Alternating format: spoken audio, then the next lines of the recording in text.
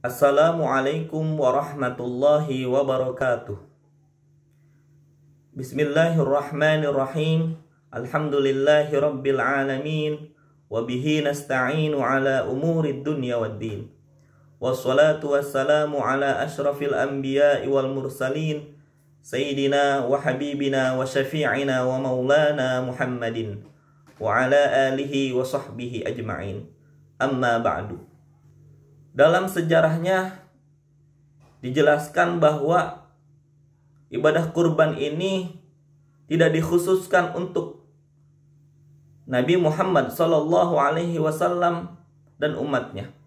Tetapi ibadah kurban ini justru telah disyariatkan oleh Allah Subhanahu wa Ta'ala kepada umat-umat terdahulu. Allah Subhanahu wa Ta'ala berfirman di dalam Al-Quranul Karim, surah Al-Hajj ayat 34. A'udzu billahi minasyaitonir rajim. Wa likulli ummatin ja'alna mansakal liyadhkuru ismallahi 'ala ma razaqahum. Liyadhkuru ismallahi 'ala ma razaqahum min bahimatil an'am. Shadaqallahul 'azim. Dan bagi tiap-tiap umat telah kami syariatkan penyembelihan kurban, supaya mereka menyebut nama Allah terhadap binatang ternak yang telah direzekikan oleh Allah kepada mereka.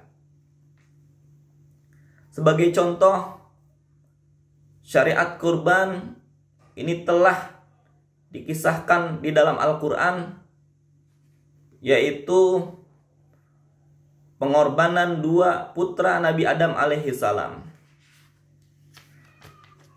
Anak Nabi Adam alaihissalam yang bernama Habil dan Qabil diceritakan di dalam Al-Quran surah Al-Ma'idah ayat 27. Allah Subhanahu wa Ta'ala berfirman, "Idz qarraba qurbanan fatuqabbala min ahadihima wa lam yutaqabbal minal akhar." Yaitu ketika putra Adam, Habil dan Qabil mempersembahkan kurban, mereka masing-masing salah satunya diterima oleh Allah Subhanahu wa Ta'ala, yaitu persembahan dari Habil, dan yang lainnya ditolak, yaitu persembahan dari Qabil. Ulama tafsir menyebutkan bahwa Habil adalah seorang peternak yang kemudian dia mempersembahkan hewan ternaknya yang terbaik, yaitu berupa domba yang besar. Kemudian Allah Subhanahu wa Ta'ala menerima persembahan dari Habil ini karena dia mempersembahkan yang terbaik, dan itu tulus karena Allah Subhanahu wa Ta'ala. Yang kedua adalah Qabil. Dia adalah seorang petani, namun persembahannya untuk Allah Subhanahu wa Ta'ala dia ambil dari hasil panen yang terburuk, bukan yang terbaik. Oleh karenanya Allah Subhanahu wa Ta'ala menolak pengorbanan dari Qabil ini karena tidak tulus dan bukan yang terbaik. Begitulah kisah kurban atau persembahan dari dua anak Nabi Adam alaihissalam, yaitu Qabil dan Habil. Dan Allah Subhanahu wa Ta'ala yang maha baik menerima persembahan yang terbaik dan ketulusan yang sangat tulus dari salah satu anak Nabi Adam, yaitu Habil. Kemudian kisah yang kedua adalah kisah penyembelihan Nabi Ibrahim alaihissalam ketika Allah Subhanahu wa Ta'ala memerintahkan kepada Nabi Ibrahim alaihissalam untuk menyembelih putranya. Namun ketika keduanya, Nabi Ibrahim alaihissalam beserta anaknya Nabi Ismail alaihissalam sudah siap melaksanakan perintah Allah ini, Allah Subhanahu wa Ta'ala menggantinya dengan hewan sembelihan yang besar, sebagaimana dijelaskan di dalam Al-Quran surah As-Saffat ayat 107.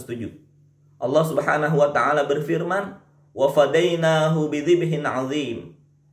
Dan kami tebus anak itu dengan seekor sembelihan yang besar. Imam Ibnu Katsir menjawab pertanyaan tentang domba yang Allah ganti sebagai tebusan dari Nabi Ismail alaihissalam. Dari mana domba tersebut berasal? Imam Ibnu Katsir menjelaskan, wa huwal kabshul ladzi qarrabahu ibnu Adam fataqabbala minhu. Domba tersebut adalah domba yang pernah dipersembahkan oleh anak Nabi Adam alaihissalam, yaitu Habil, yaitu domba yang besar yang kemudian persembahannya itu diterima oleh Allah Subhanahu wa taala. Kemudian Allah Subhanahu wa taala jadikan sebagai tebusan dari sembelihan Nabi Ibrahim alaihissalam yang akan menyembelih anaknya, diganti dengan seekor domba besar yang itu berasal dari persembahan anaknya Nabi Adam alaihissalam, yaitu Habil. Demikianlah kisah sejarah kurban yang terdahulu, baik itu sejarah dua putra Nabi Adam alaihissalam, dan dilanjutkan juga sejarah pengorbanan Nabi Ibrahim alaihissalam untuk menyembelih anaknya Nabi Ismail alaihissalam. Kemudian bagaimana dengan syariat kurban pada umat Nabi Muhammad sallallahu alaihi wasallam? Tentunya ini adalah perintah yang sangat tegas. Allah Subhanahu wa taala berfirman di dalam surah Al-Kautsar ayat kedua, "Fasholli li rabbika wanhar." Maka salatlah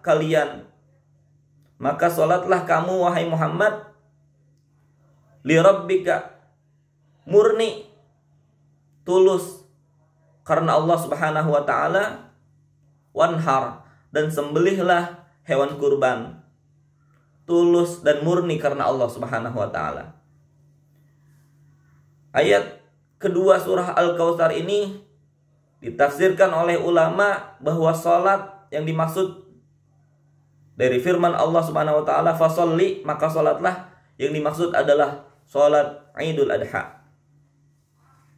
Kemudian wanhar, sembelihlah, yang dimaksud di sini adalah menyembelih hewan kurban setelah pelaksanaan salat Idul Adha. Ayat ini sangat jelas ya, tentang ibadah kurban yang disyariatkan oleh Allah Subhanahu wa taala kepada Nabi Muhammad dan untuk umatnya.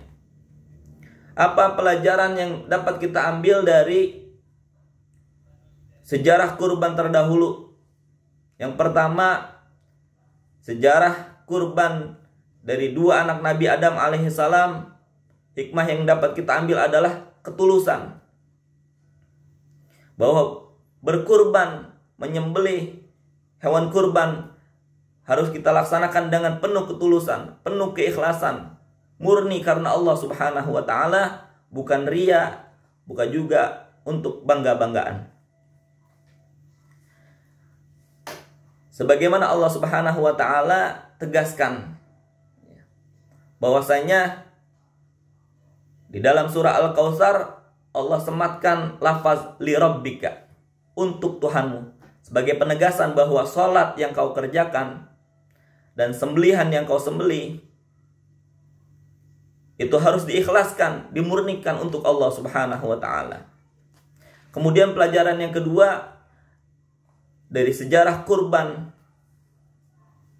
adalah hikmah yang dapat kita ambil dari penyembelihan Nabi Adam alaihissalam adalah ketulusan cinta Nabi Ibrahim alaihissalam kepada Allah Subhanahu wa taala, sehingga dia rela menyembelih anaknya sendiri untuk menaati perintah Allah Subhanahu wa taala. Begitu juga kita umat Nabi Muhammad sallallahu alaihi wasallam. Selama setahun kita bekerja, mencari nafkah, mencari rezeki, mengumpulkan harta. Kemudian Allah Subhanahu wa taala perintahkan kepada kita untuk menyembelih hewan kurban, maka kita harus persiapkan itu. Maka kita harus rela mengambil harta kita untuk membeli hewan kurban dan disembelih untuk Allah Subhanahu wa taala. Sehingga apa? Kita terhindar dari cinta dunia. Kita menegaskan bahwa kita cinta kepada Allah Subhanahu wa taala. Kita taat kepada Allah Subhanahu wa taala.